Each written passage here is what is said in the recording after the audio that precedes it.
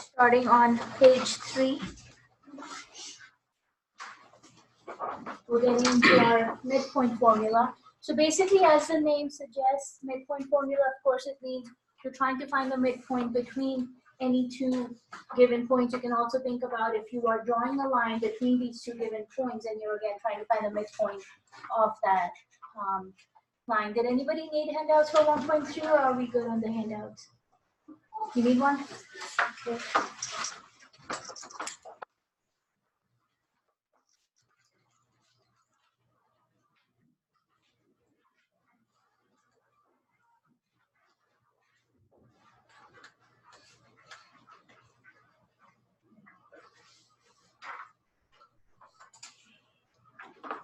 Anything else?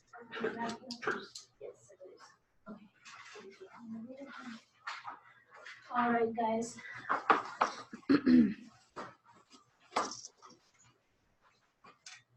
So basically, if we're talking about, like I said, you could be finding the halfway point between a line segment or just between any two given points. So this is your formula here for the midpoints.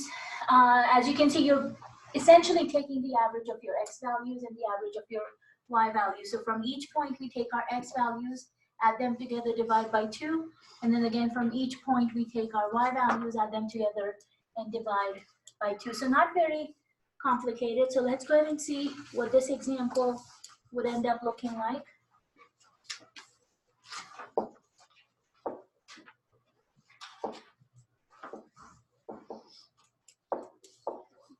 Okay, our given points are -1, 0,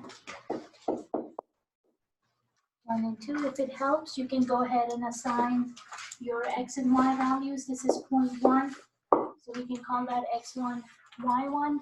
This is point 2, so let's call that x2, y2. So for your midpoint, it's the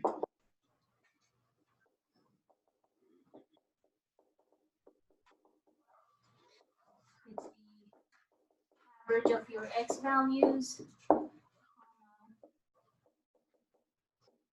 average of y values. What will this point come out to be? 0 and 1. 0 and 1? Yep. All right, let's take a look at that. You get -1 plus 1 over 2, Very comma, good. 0 plus 2 over 2. Yeah, because your x values are basically going to cancel each other out since we have -1 and +1. And then on your y values, we're adding the 0 with the 2. Divide that by 2. 0 over 2, 2 over 2, and then of course just simplify those, which is where your midpoint comes from. So again, like I said last time, you will need to remember these formulas. So remember the distance formula, remember your midpoint formula. Obviously, Pythagorean theorem doesn't hurt, so just different kinds of formulas to help you out here. Okay, so using that same idea of the midpoint formula, we've actually got a little bit of a different example here. So now they are asking us to prove that the diagonals of the squares with the vertices, which would be your 4 corners for the square, using those points, bisect each other. So they basically want to know that the diagonals of the squares will bisect each other. So when we say bisect each other, what do we mean? Cross each other. Yeah, they're going to be crossing each other right at that halfway point for each of those diagonals. So basically our goal is to verify that for the two diagonals, the midpoint is going to be the exact same point, basically. So go ahead, start by drawing your square using those 4 ordered pairs. Go ahead, connect your lines, draw your diagonals, and I'll try to do that here on our notebook. So we have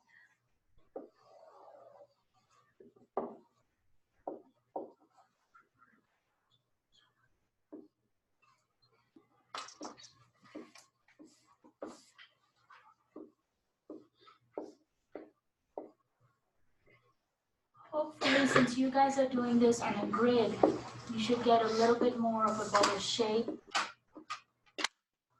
I will, but we'll try and do our best here. So we've got 0, 0, which would be at the origin. We've got positive 4, positive 1, positive 3, and positive 5, and negative 1, positive 4, right? So getting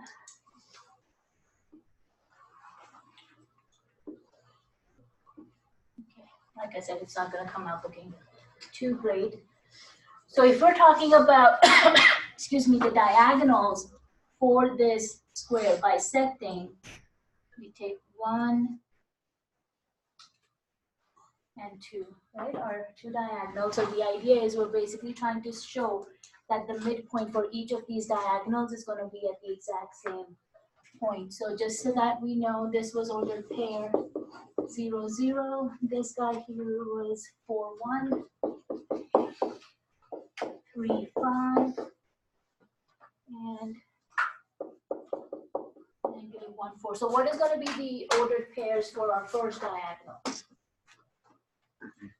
So it's going to be 0 plus 3 over 2, comma 0 plus 5 over 2. So which two ordered pairs did you use? 3 and 5 and 0 and 0. Yeah, very good. So you're using this one right here, 0, 0, and 3 and 5 as our 2 points that we're basically trying to find the midpoint for.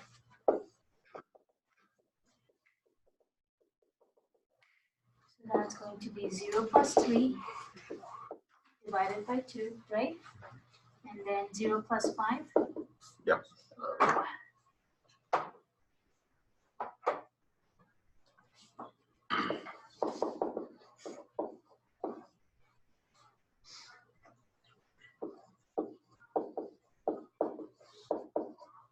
So basically you're getting 3 halves and 5 halves as your midpoint. Now the thing is, we need to verify this with the second diagonal and make sure it's the same point. So let's do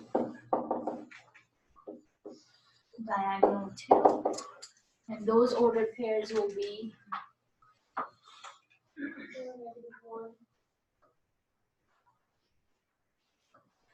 go ahead. 4, negative 1, and then 1 plus 4.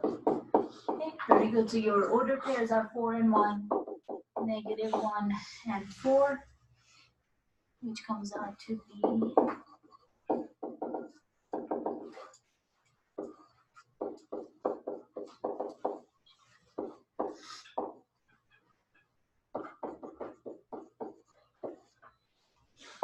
so 4 minus 1 of course gives us 3, so that's 3 halves. 4 plus 1 gives us 5, so that's 5 halves. So obviously you're getting the exact same point. So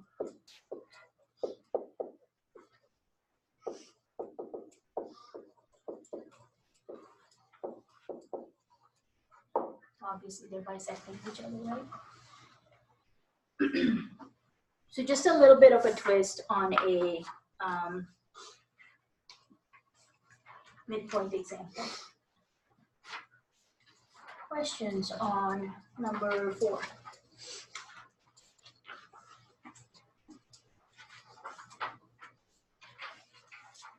Do we have to draw on the graph as well if they do bisect or no? You just want the I mean, you can put the ordered pair where the two lines are meeting, but I mean, it really was just for us to see where the diagonals would be falling.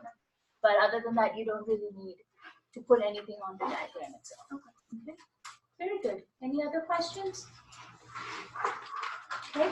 So now we're getting into circle. So we're actually going to be discussing the circle quite extensively in this section right here, but we revisit circles in chapter 7 at 7.2. So since we will be talking about circles quite in detail here, we're actually going to do a brief discussion when we get to chapter 7. So keep in mind, you will see all of these same type of questions in chapter 7, and they will definitely show up on your final exam as well. So just kind of keep that in mind, that circles actually keep popping up every now and then, but we do quite a bit of discussion right here. So just as a definition, we're saying it's a set of points in a plane that lie a fixed distance from a given point. So when you're talking about fixed distance, we're talking about the radius of the circle, and it's a fixed distance from a given point. That point happens to be the center of your circle. They're basically saying, again, you can use the distance formula to come up with the equation of a circle, which basically ties into our Pythagorean theorem, because all of these basically follow each other. So you can think of it as the Pythagorean theorem being used here, or you can think of it as coming from the distance formula. So the way the distance formula here basically works is, if this is our center and this is a point on the circumference of the circle, they're basically thinking of finding that radius as the distance from the center to the circumference, or this point on the circumference. So if you compare this with your distance formula, you will notice this part looks very similar. We're taking our two x values, that's h and x, we're subtracting them from each other, taking a square, plus we're taking the difference between our two y values, which is the y and the k. So take the difference between those, square that, and we get our radius squared. If you go back and look at your distance formula, we were just using x1, x2, and y1, y2, but we're still taking the difference between the 2x, between the two y values, and then we square each one of these. Now for distance, we took a square root with the radius, they're leaving it as a square. If you wanted to find just r, you would have to end up taking a square root on this left-hand side of your equation anyways, and we'll see examples for that. So the standard form of our equation that we use for a circle is this one right here, x squared plus y squared equals r squared. And that is the format if your circle is centered at the origin, at 0, 0. So that basically means both your h and k values become 0. So if I do x minus 0, that just gives me x. If I did y minus 0, that just gives me y. So you can just remember this formula, and it helps you out in both situations. You want to remember both types of them, you can do that also. Now, of course, your center does not always have to be at 0, 0. If you look at this figure right here, you can see our center is not here at the origin, but somewhere in that first quadrant. So that's why we usually like to use HK to show that they are away from the center, basically. Okay.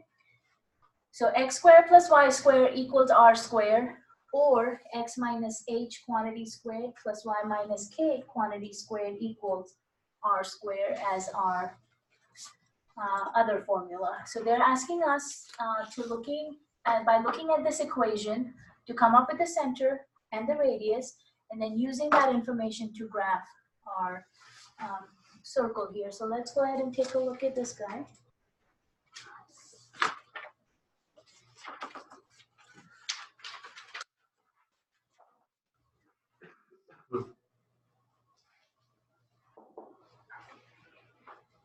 Okay.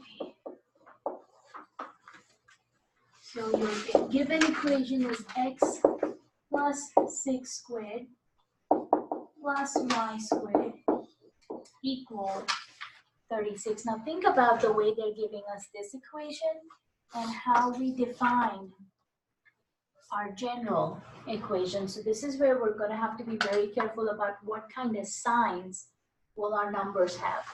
So by default, we define this with a minus sign, right? We've got x minus h and y minus k. So that usually means if you have a minus sign here, it means the numbers h and k themselves are positive numbers. So in a situation where you end up with x plus 6, that actually means, since my default should have a minus, that means 6 is actually bringing its own negative sign. So our h value is actually going to be -6 from here. So essentially, you're going with the opposite sign. So if it's negative, that means the number itself is positive. If the sign here is positive, that means the number itself is negative. Now, what do you think this y value comes out to be if they're only giving you y squared and there's no parentheses with the number around it? Except it would be -1 because there's positive, right? No, because I'm not really seeing Oh, yeah, 'cause y it's plus or minus 1 there. Yeah, so it would be just 1. Nope. 0. It will be 0 because remember what I told you, if your circle is centered at 0, 0, you have no h or k values in there, right? So when you're seeing just y squared, that actually means the y is at 0, but the x is at -6. So this is actually showing you a combination of both. And your radius is always going to be just r. So this value given to us is r squared, which means you have to take a square root of it to come up with your radius. So what would be square root of 36? 6, very good. So your radius is actually 6. Okay, so going back, the center is going to be, again, since this guy is positive, the x value itself is negative. Since this was just y squared, there's nothing being added or subtracted from it. That means the y value is at 0. Okay? Radius, that's coming from the right-hand side of our equation. This is always a square number. So for r, you have to take square root of that, which will give you 6. Okay, so a little bit of simplification will be needed. And then the last part, of course, they were asking us to sketch our graph. So let's see if we can try doing that. So when you are trying to graph a circle, where do we normally start? 0. At 0? Okay. What was the question? For graphing a circle, where would you start? At the center. At the center? And what would be the center here again? -6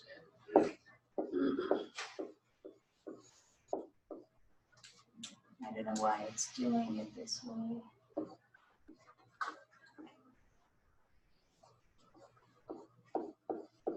Okay, this guy's going to be a little off. We'll try and do our best. So start at the center of the circle, which is at -6 zeros. Of course, that's going to be 1, 2, 3, 4, 5, 6.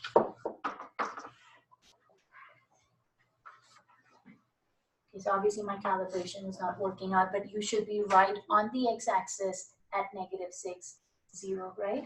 Okay, then what do we do after we have the center of our circle?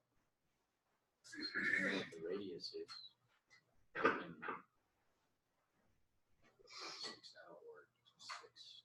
Basically in all directions, right? Coming out of the center. So the first thing you have to do, and that's exactly correct, start with the center of your circle, because remember what we defined our circle as, the same distance. It starts at a fixed point with a fixed distance and it goes around, right? So you start with your circle and then I just basically go up and down, right and left to get my 4 points to come up with my circumference of the circle. So that's a radius of 6 units, which means you're going up 6. So we're at the x-axis itself. So you're going 1, 2, 3, 4, 5, 6, which will be somewhere over there. And I'm going 1, 2, 3, 4, 5, 6 on the bottom, 6 to the right. Oh, I needed more points here to go 6 to the left. Okay, so what's going to happen when we try to go 6 units to the left? Yeah, because this is a 10 by 10 grid, right? So either you extend your negative x-axis out, or what else can we do if that's not an option? Cut it off. Cut it off? No, not really. We don't want to do that. Move it over by 2. Yeah, so what you can do is instead of counting these guys as 1, 2, 3, 4, 5, 6, you can think of this as being -2, -4, -6, right? Count in 2, so that way you don't run into the problem of running out of your axis. Because a lot of times that will happen. And you know, part of it is because I could only give you a limited amount of space, so I have just used a 10 by 10 grid for all my graphs here. With my math lab, they can adjust the scale, so you may see that, or sometimes you may just have to change the scale on your axis. So if I wanted to go in 2s, let's do that in green. So I could do -2, -4, -6, and then I'm going out 2, 4, 6, 2, 4, 6, and this is really just a guess. 2, 4, 6, 2, 4, 6 units out, and you can actually end up getting all of those points on your grid to get a circle. Or like I said, if you've already done the other calculations, just extend your axis out a bit to the left and give you a couple more points if you don't want to redraw your graph. Now, this is something I will tell you. You do have a graphing question on your exam for chapter 1. I know it's not easy to draw a perfect circle when you're drawing it freehand, but give it a circular shape. A lot of times what happens is, since we use those 4 points, I have seen something like this.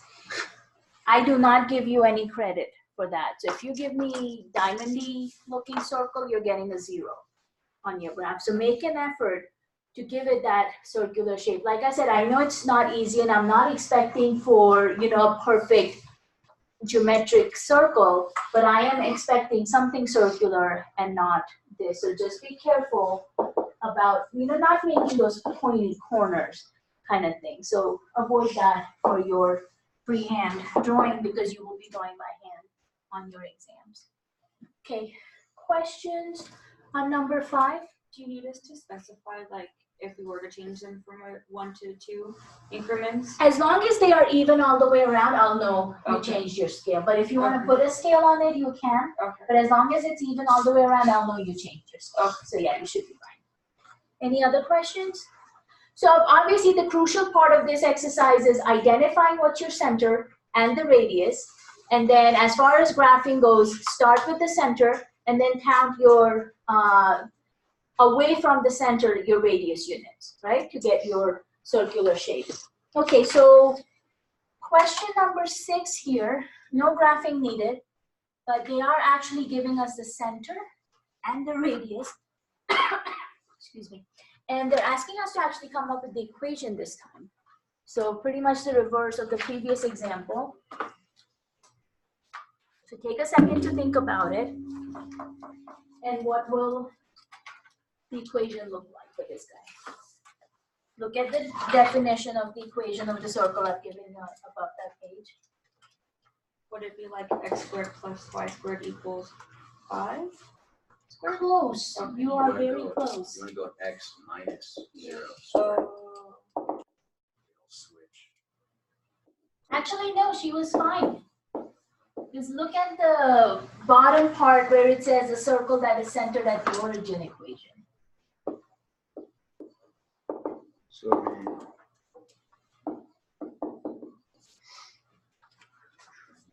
So what did you need to change in your answer then? You had x squared plus y squared. and then I said Equal to 5. So the 5 is the part that we need to fix. So what I actually do, like, 25. 25, because your equation is always equal to r squared. If you look at that generic form, because our center is at 0, 0, right? So you can actually use this form of the equation, and all you have to do is that r squared part. So radius is 5, which means r squared will be r times r, which has to be 5 times 5, 25. Now, Levi, what you were talking about can also get us to that same answer. So let's start with the center at 0, 0 form. So that's x squared plus y squared equals r squared. So since we already know it's centered at 0, 0, this part will not change. And you are just replacing that r with a 5 and taking its square, which gives you the x squared plus y squared equals 25. And the reason that this works in that sense, in comparison to the one that we just did, since the number 5 question that we did was x plus 6, but the equation for the circle was x minus h squared. Right. And So that's where we came up with the conclusion it was -6, right? So if you want to use that same format of the equation, which would be our x minus h squared plus y minus k squared equals r squared. You can use this one also for this example. So what happens in this case then, our h is going to be 0 and our k is also going to be 0. So when I plug this back into our equation, you end up getting x minus 0 squared plus y minus 0 squared equals, of course, again, 5 squared on this side. So x minus 0 will be x, that's x to the second power. Y minus 0 is y, again, y to the second power, and then 5 times 5. So you can use either one of these and still come up with the equation of your circle, just depends on whichever one you're comfortable with. So obviously expect to see a question like this also on your exam. But what I like about this second equation here is, what if this was non-zero, zero, right? What if this was -2, +5 as my center? Then I have no other option but to use this format, because then I'd have to put my -2 here, I'd have to put my +5 here. So, you know, whatever works the best for you, kind of practice with that. Any questions on 6? Okay, so now we're actually getting into a different part of our discussion here with circles.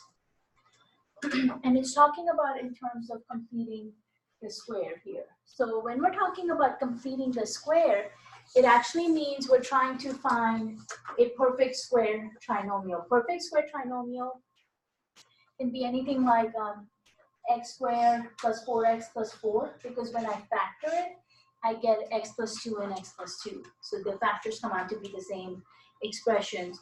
So completing the square, what it does is, you don't have enough information, but by using completing the square, we can take an equation that kind of looks like this, where you have x squared, 6x, y squared, and 8y as your terms. There's no way for us to figure out what the center or the radius of this circle is, just by what information they are giving us.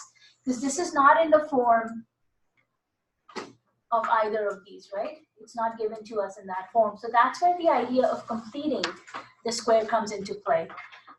So the steps that's involved in completing the square is, you can see we have x squared plus 6x given to us. So we'll do this once for the x terms, and we'll have to repeat it for the y terms. So this is where you take your first term and your middle term. What's missing is that last term to make it into a perfect square trinomial. Take that value from your x term, not from the x squared, but from your x term, which is what we call as the middle term. Take that value of b. We always, doesn't matter what b is. B can be a positive number, a negative number, it can be an even number or an odd number, doesn't matter. Always divide by 2 and then take the square of that answer. So we take our middle term value, which is b, take its half, basically divide by 2, and then square whatever that answer comes out to be. And this is what helps us in completing the square. So as I said, we will need to do this once for the x terms, and we'll do it once more for the y terms. And our goal is to take an equation which is in this broken down form and convert it back. Whoa. Okay, I'm not sure what happened. So take it from that form and put it actually back into this form. Because once I put it into this form, I can get my center from here, I can get my radius from here. So that's kind of what we're trying to do. So that's number 7. Okay, so they are giving us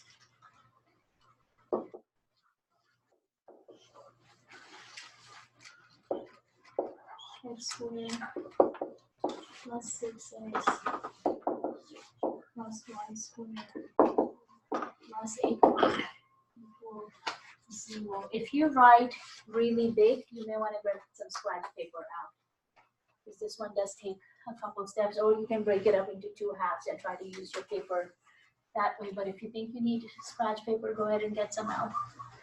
Okay, completing the square, we're going to do it once on the x terms and once on the y terms, okay?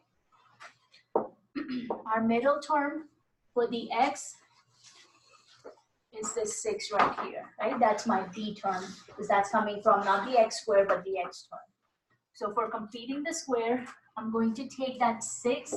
Remember what I told you, we always divide it by 2 and then square the entire expression. So 6 divided by 2 will give us 3. 3 squared. Very good. And we will need to repeat this process for the y term also. So we're going to take the b term, the middle term, coming from the y, that's 8. Same thing, 8 divided by 2 squared, which will give us 4 and 4 squared. There you go. All right, 8 divided by 2 is 4. 4 squared is 16. So both these numbers, 9 and 16, are what we're going to need to complete our square. 9, of course, for the x terms, and 16 for the y terms. So now I'm going to take our original expression, that's x squared plus 6x. Now remember, to complete this guy, we needed that 9. So now I'm going to actually add the 9 at the end of that. Then I have my y terms, so plus y squared plus 8y, and then to complete this one, we needed the 16. So I'm going to add the 16 at the end. So I took my existing equation, and then at the end of each variable, I added what will make it into a complete perfect square trinomial. Now, since I'm adding 9 and 16 to the left-hand side of my equation, what do I do to the right-hand side? You have to add it to the right too. Yeah, remember what we talk about whenever we're solving equations to maintain that balance of the equation. So since I'm introducing 2 new numbers, 9 and 16 on the left-hand side, I need to introduce them to the right-hand side also, so the value of my equation does not change. So I have 0 on the right, and then I'm adding this 9, and I'm adding this 16. So since I'm adding it to both sides of my equation, I am not changing the value of my equation, because if I wanted to reverse this process, all I need to do is subtract the 16 from here, and subtract the 16 from here, it's gone. Subtract the 9 on both sides, and it's gone, right? Keeping the balance. Okay, now why did we do that? Why did we add these numbers in? Because now I can factor each one of them individually, and it's going to give me that format of x minus h squared and y minus k squared.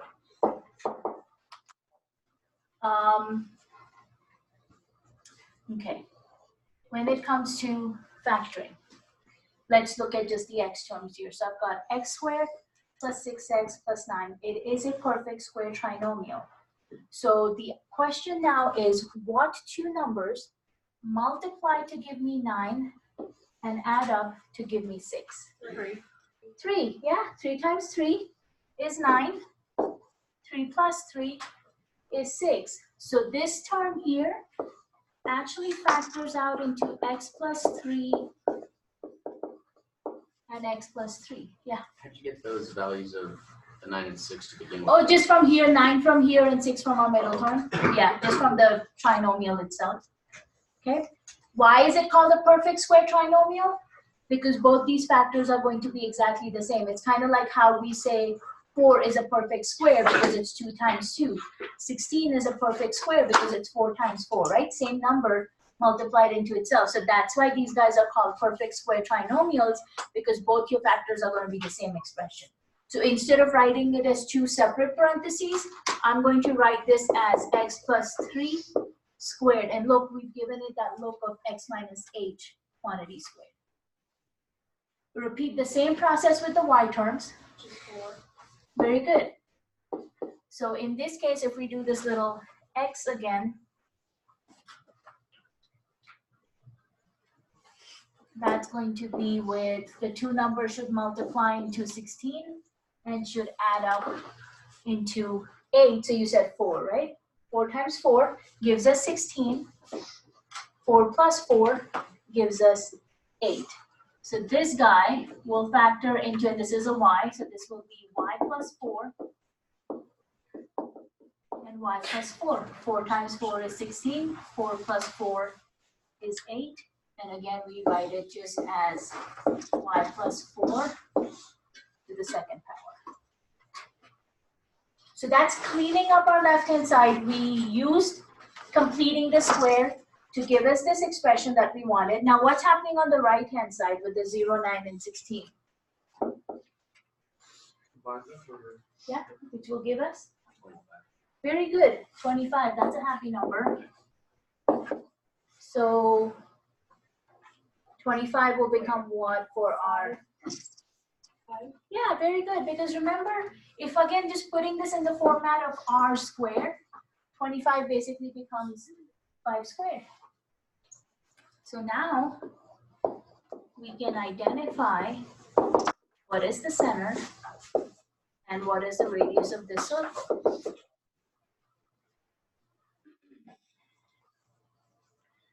Anybody want to take a guess at the center?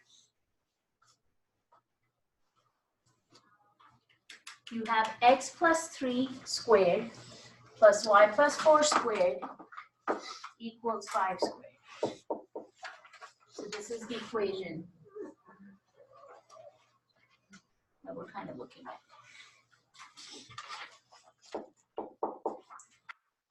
Let's go back to our little definition here. If by default we give you x minus h and y minus k, and we're saying both h and k end up being positive, so in our example, if both sides are positive, our numbers will be negative. Very good. So x obviously comes from the x parentheses, so that's going to be negative 3. Y will come from the y, which will be negative 4. That's our center. And what's our radius? 25 square rooted. Right? Very good. Because by default, it's always r squared on the equation of a circle. So if it's 25, take its square root to get the radius. That's why I kind of put it in 5 squared, so you would know it's just 5 and not 25. Completing the square is another method that will actually show up in different sections, different chapters. So just to kind of do a quick recap, we have our x terms, which is x squared plus 6x. So I take my 6 from the 6x term, divided by 2, squared the entire thing. So 6 divided by 2 is 3, and then the square of that gives you 9. We're adding that back with just the x terms. Repeat the same process with your y terms. You have y squared plus 8y, so we take that 8 from the y term. Same thing, divide by 2, which gives us 4, and the square of the entire thing gives us 16. 16 gets added to the y terms only. To maintain the balance of our equation, we add 9 and 16 on the right-hand side of our equation. Now we need to factor our x trinomial, so that's x squared plus 6x plus 9. That factors into x plus 3, so put it together as x plus 3 squared.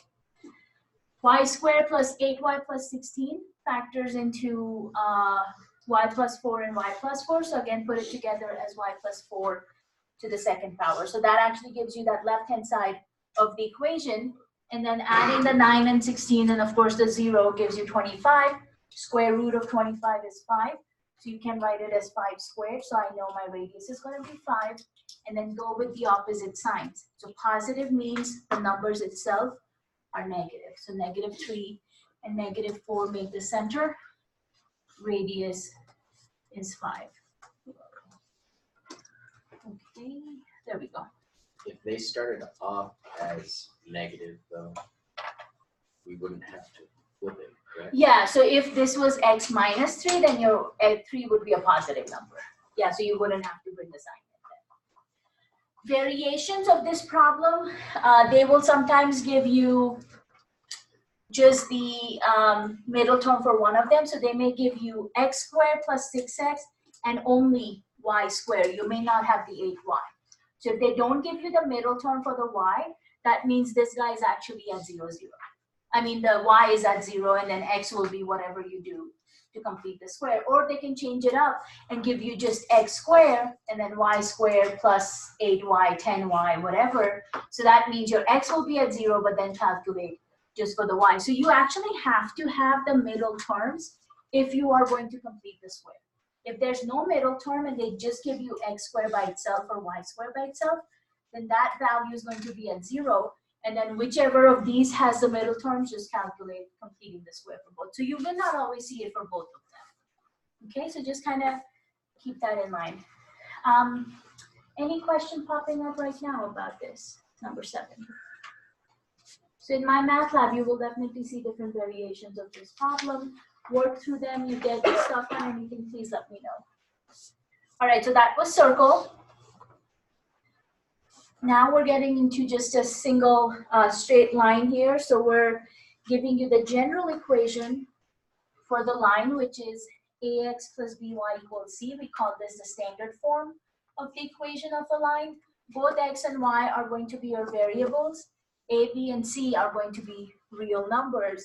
And of course, we don't want either a or b to be 0 because typically we don't want both variables to disappear, right? You at least want at least x left behind or at least a y left behind. So we don't want to just end up with no variable because then you don't really have an equation per se. So as I said, this is a standard form of your equation. Just different variations of what it can look like. So you can have both x and y variables, 2x plus 3y equals 5. Like I said, if one of them is 0, it's okay. So we still want at least x or y to show up. Depending on what kind of equation you have, you're going to get different lines. So remember, you can have a line which has a positive slope, which means it will be going up as you go from left to right. So it would be a line going up. If it's a negative slope, of course, it's going to be a line going down, which means from left to right, your line goes down. Then you can have horizontal lines, just a straight horizontal line, or you can have just a vertical line. So it just depends on what kind of equations you have, which variables are there, which are not there. So that's kind of what we're doing in these couple examples is using different techniques to graph. This one is asking us to find the x and y intercepts and then using those points to draw our graph. Anybody know what is an x-intercept and a y-intercept? Where they cross the x and y axis. Very good. So it's where you're intersecting that axis. So when it says x-axis, it means you're crossing the x-axis at this point. When it says y-intercept, it means you're crossing the y-axis at this given point. So, you know, those are actually two of your easiest points to find on a line. So let's see for this equation, what do those intercepts end up looking like? Like, I remember in high school, Uh-huh. they taught us y equals mx plus b. Would that be the same equation as this? So it's a different form for this equation. That is what we call as a slope-intercept form. But yeah, it is an equation of a line. And you will actually see that. I don't know if in this section or not, but we'll be talking about those lines also. Okay. Yeah, so you have actually 3 forms to the equation of a line. You have the standard form, which is what we have here. Jacob mentioned y equals mx plus b. That's the slope-intercept form. And then we also have the point slope form, which is your y minus y1 equals m times in parentheses x minus x1. So these are actually 3 of the most common equations of lines that you guys have probably seen and will definitely see in this class again. Alrighty, so finding the intercepts.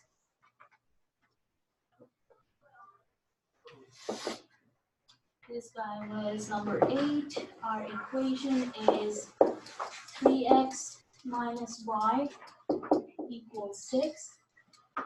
We're talking about finding the x-intercept, which is the point where your line crosses the x-axis.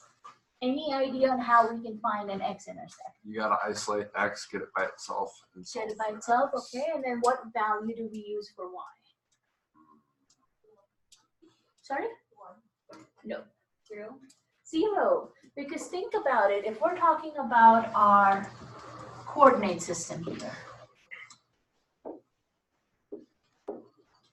all the points, wow, this is really off, but all the points on the x-axis are going to have y value 0, right? And we saw that in that center of a circle that we were graphing earlier. That's where it So crosses. all the points on the x-axis are going to have a y coordinate of 0. So when you actually find the x-intercept, you always make your y values 0.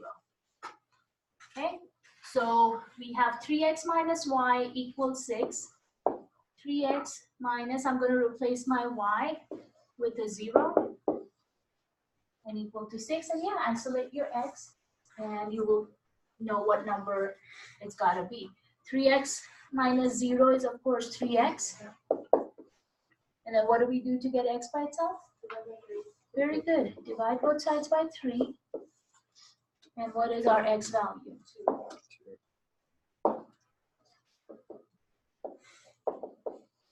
We always write these as ordered pairs. So when you're talking about x-intercepts, it's the ordered pair 2, 0. Okay? So using that same idea, I'll draw another one of these. Using that same idea, what do you think we need to do to find our y-intercept? Well, if the y-intercept is 0, Say that one more time, Levi. so if the y-intercept is 0. Why? That's where it's touching the y-axis. So Mhm. it's the intercept. So, okay, so when you're saying y-intercept is 0, I'm a little lost on that. Are you saying the y value will be 0? I guess, I don't know. No, because we were just making the y 0 to get that x. Uh-huh. So for this one, wouldn't we make the x 0? Very good. Yeah, so same exact logic. If you're looking at points that fall on the y-axis, then all the x values are going to be 0. You're going to have 0 for your x. So very good. So finding the y-intercept, make your x value 0. So that will become 3 times x, which is 3 times 0, minus y equals 6. Again, you want to isolate the y. By itself, 3 times 0, of course, is 0. And what is 0 minus y? Negative 1. Very good. Negative y. Do I just leave it that way? This is just y equals -6. Very good. You have to move the negative sign to the other side. So either multiply or divide by -1. Either one of those processes will work.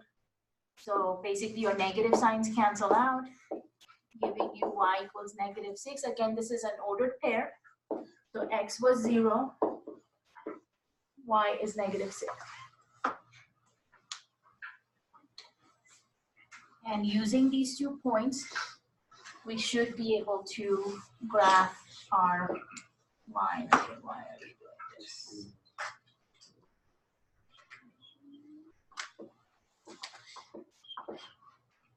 Okay, that works. Wait, why isn't it 6 negative? It is. But why? Oh, because hold on. The y had a negative sign left behind on it, right from here, that negative. So we don't leave our variables with negative signs. We always want our variables to be positive. So that means you have to take this negative and move it to the other side. Okay. So either multiply or divide by -1. So yeah, just move that negative to the other side, get y by itself, and 6 becomes negative then. And what kind of line does this come out to be?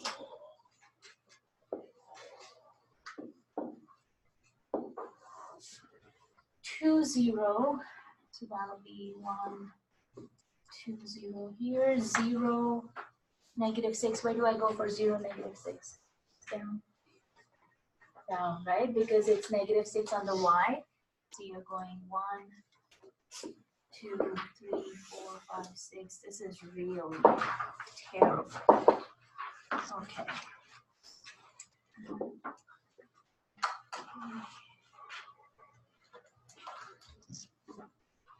Oh, no.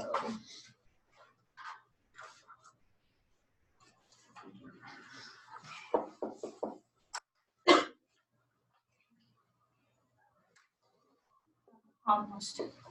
Okay, so this guy was 3x minus y equals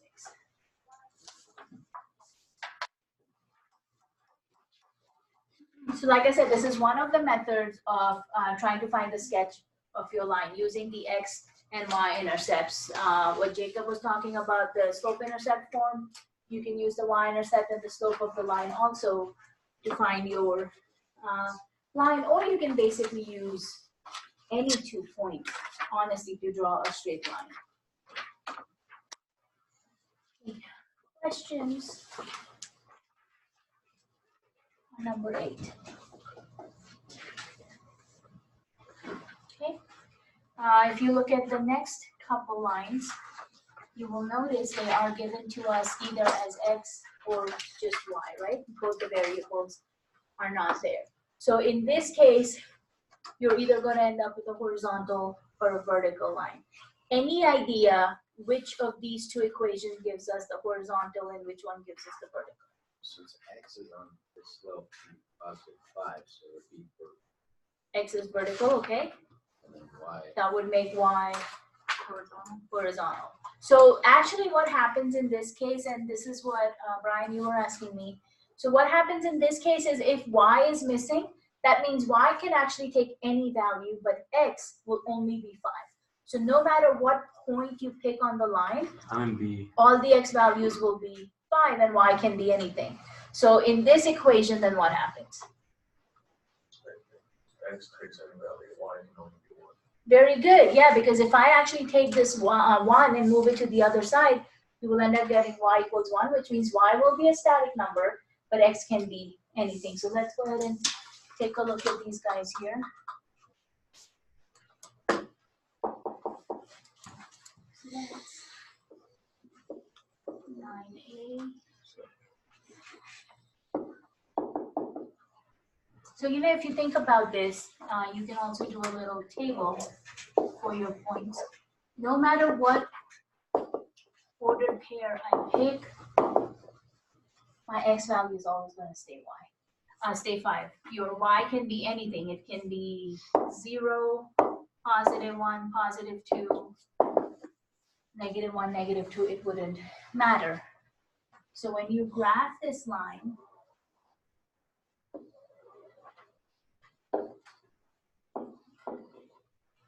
we're looking at x equals 5. So that's going to be 1, 2, 3, 4, 5. Hold on.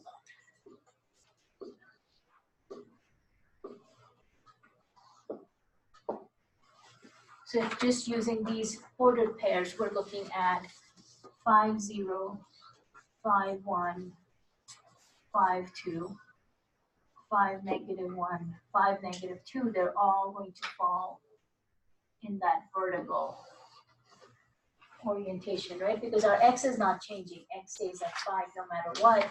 So you're going to get a vertical line, which is x equals 5. And you don't really have to do this. This is just to show you no matter what values you pick for y, x will always stay at 5. So using that same logic,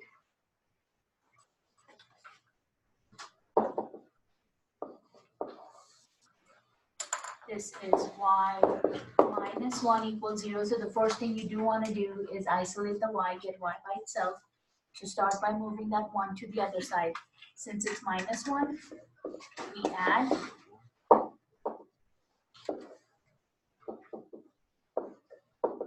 And you get your equation. So in that same sense,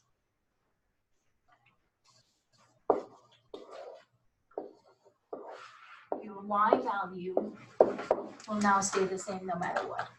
And you can put anything for your x. So the graph for this guy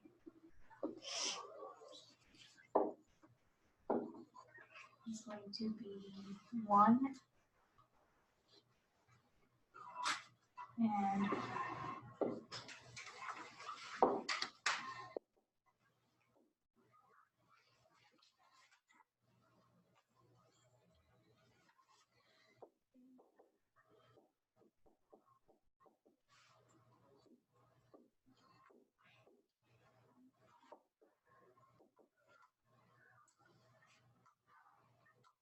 using all our points, and again, this guy is really not wanting to cooperate today.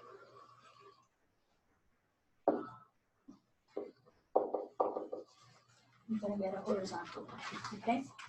The only difference is if you have a negative y value, the line will be below the x-axis. Of course, with the first example, if you have a negative x value, your line will be on the left-hand side of your y-axis. So x with the y missing will always give you a vertical line. Y with the x missing will always give you a horizontal. Okay? If both equations are available, both variables are available, you're going to have an oblique line either with a positive slope or a negative slope, just depending on the equations of the line itself. So any questions on these two examples where we talked about graphing these lines? Everybody okay? Yeah? Alrighty. Okay, this next one is actually an interesting example.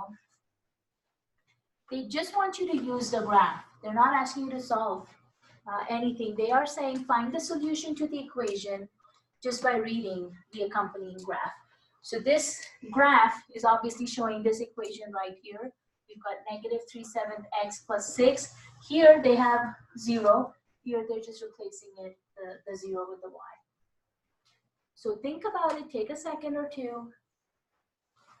What do you think is going to be the solution of this equation if it's given to you in this form? Negative 3/7 x plus 6 equals 0.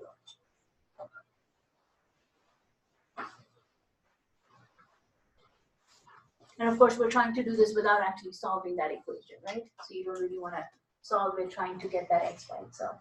Just by looking at the graph. Jacob? X would be 14. Okay, and what's making you say that? Because the x variable or the x-intercept is 14. Okay, why not 0, 6? Because that's the y-intercept, not the x-intercept. Good, very good. That's the y-intercept and not the x-intercept, because think about this. This is essentially the same equation, right? All they are doing is replacing the y with the 0. So they're basically saying if y becomes 0, what's going to be your x value? Well, where is y 0? On the x-axis, right? Which means you have to be using the x-intercept here to come up with your solution. Because if this value here, instead of 0, was a 6, then this would be the ordered pair you would be looking at, because they're replacing the y with a value of 6. But they're saying y is 0, so it's got to be this ordered pair 14, 0. So your x value is going to be 14.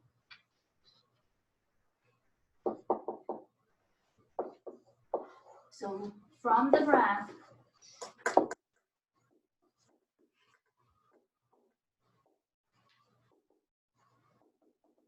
you are using the x-intercept, so your answer is x equals 14. Now obviously, just as a verification, we're going to do a check, and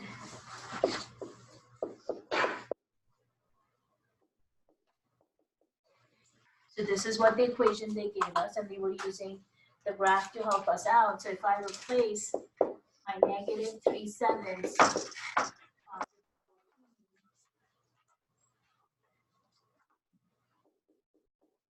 You'd solve for y, right? basically, I'm just trying to see if I get a true statement. So hopefully I'm looking for 0 equals 0. But if you wanted to solve it, then leave this as it is. Don't put the 14 in for the x and try to get x by itself. So you can try it that way. I'm just checking to see if 14 actually does work in the equation or not. Okay. Yeah. So you can see, I can write that 14 as 14 over 1. Now, if you want to multiply negative 3 with 14 and then divide by 7, you can do that. I just kind of find it easier if I can cancel things out. So I know 7 goes into itself once, 7 goes into 14 twice. So I'm actually going to cancel those numbers out. And negative 3 times 2 gives me negative 6. I have this positive 6 here. And of course, you can see they cancel each other out, giving us 0 equal 0. So it's a true statement. So obviously, that's the correct answer. If you tried this with the other ordered pair of 0, 6, this should not work. Then you would know, ooh, I'm looking at the wrong point. And then, of course, your last option would be just to solve that equation for x. So start by moving that 6 to the other side, then get rid of the 3 7s, get x by itself, and see if you get 14. But that's the step we're actually trying to avoid. We don't want to solve the equation. The idea is look at the graph and come up with your solution. It's where it crosses the. Yeah. That's the.